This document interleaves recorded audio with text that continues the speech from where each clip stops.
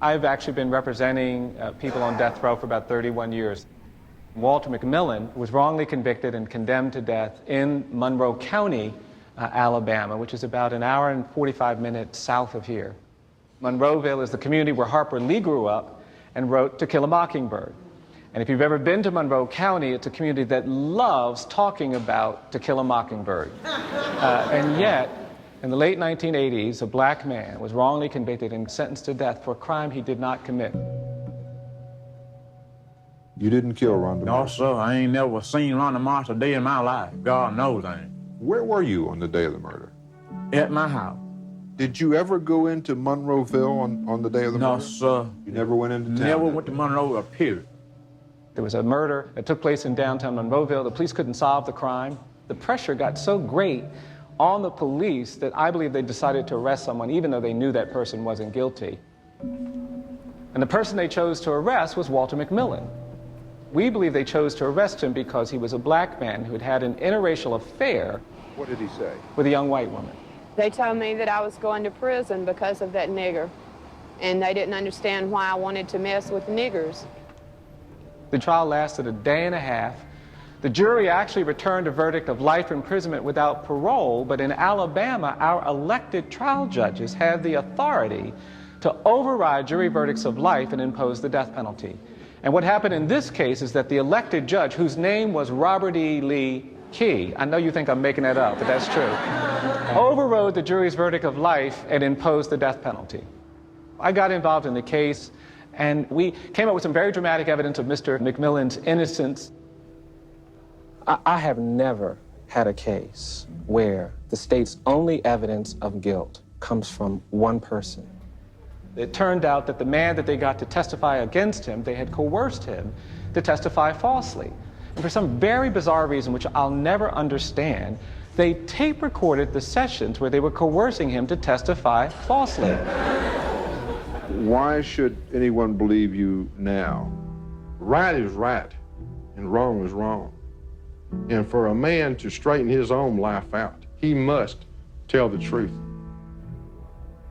What lawyers are doing in cases on behalf of their clients is telling their stories. We have to find out what that story is, we have to document it, and then we have to tell it in as compelling a way that we can. It was so clear that they had violated the law in so many ways. But when we presented the evidence in court, the court ruled against us. This was a case that generated a lot of strong feelings. I got death threats during this case. And then we appealed the case. And ultimately, we were able to save Walter McMillian from execution.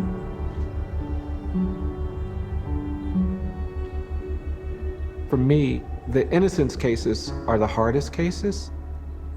I think people think of that the other way. They think, oh, it must be great to work on a case where there's clear evidence of innocence.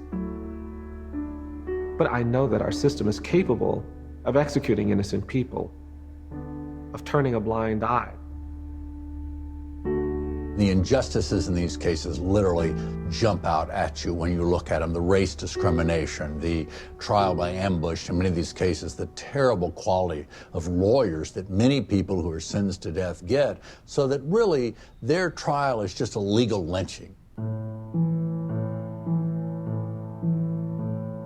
By the 1930s and 40s, there is a growing anti-lynching movement.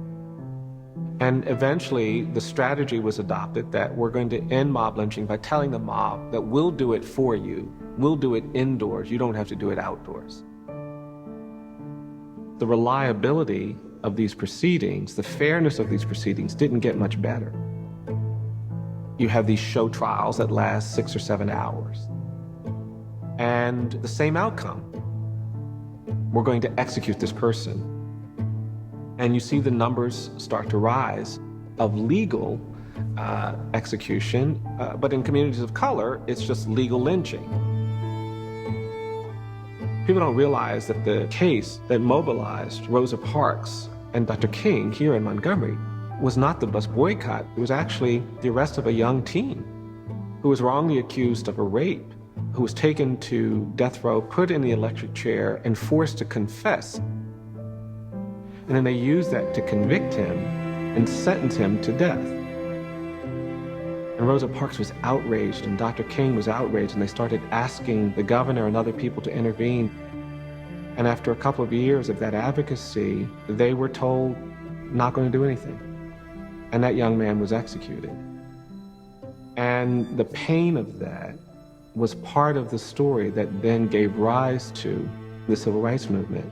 But it was about this continuum of presuming black people guilty and dangerous no matter what the evidence. It was about the way our criminal justice system functions. It was about lynching and its legacy.